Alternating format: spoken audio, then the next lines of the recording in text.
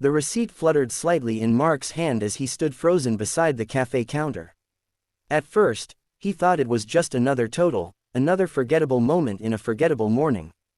But then his eyes caught the handwritten line at the bottom, uneven and rushed, "If you don't come, it'll be too late." His heart skipped, and suddenly the noise of the cafe in downtown Toronto faded into a dull hum. He turned around, searching faces, but the barista was already helping the next customer, her head down, unaware that she had just cracked open something Mark had spent years trying to keep sealed. Mark hadn't planned to stop at this cafe. He rarely did anything spontaneous anymore. Life had trained him to move in straight lines: work, subway, apartment, sleep. Ever since his younger sister Lily moved out west to Vancouver after a family argument that spiraled out of control, Mark had learned how to avoid thinking about unfinished conversations. It was easier that way, or so he told himself. But Lily used to write notes like this all the time, slipping them into his jacket pocket when they were kids. "Don't forget me," she'd joke. Seeing that handwriting now felt like being pulled backward through time, he walked back to the counter, his voice tight, and asked the barista if she'd written the note. She looked up, startled, then nodded slowly. Her name tag read, Emma. She explained that sometimes she wrote messages when she sensed someone needed them. "It was silly," she said, apologetic. But then her eyes softened. "My dad didn't come when I asked," she added quietly. "I just didn't want to miss the chance to say something."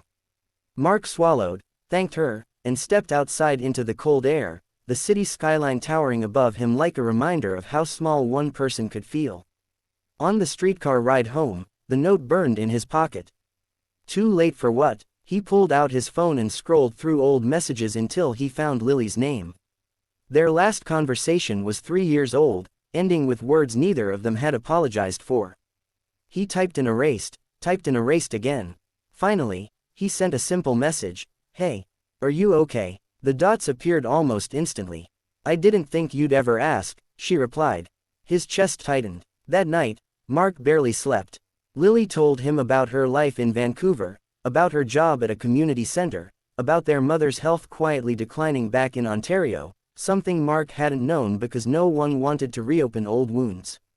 "She asks about you," Lily said. "All the time." The words felt heavier than any accusation. In that moment, Mark realized that time hadn't been waiting for him to feel ready. The next morning, he booked a flight. At Pearson Airport, surrounded by families, couples, and tired travelers, he felt exposed, like he was finally doing something honest. When he landed in Vancouver, Lily was there at the gate. For a second, they just stared at each other, both older, both carrying regret in their eyes. Then she stepped forward and hugged him, tight and shaking, and he knew that some things could still be mended if you showed up in time. They flew back east together 2 days later. At the hospital in a small Ontario town, their mother lay pale but awake, her eyes lighting up when she saw them side by side. She reached for their hands, tears slipping silently down her cheeks. No grand speeches were needed. Just presence. Just forgiveness that didn't need to be spoken out loud. Weeks later, Mark returned to the cafe in Toronto. Emma was working again, and when he told her what her note had done, she smiled through tears. "Sometimes," she said, "people don't need perfect words. Just a reminder that now matters." Mark left a tip and a note of his own on the table. "Thank you for not letting it be too late." As he stepped back into the busy Canadian winter, Mark felt lighter. Life would still be complicated. Relationships would still require effort. But he had learned something simple and powerful. Love doesn't wait for convenience, and time doesn't pause for pride. Sometimes, all it takes is one sentence, written on a receipt, to bring you back to the people who matter most.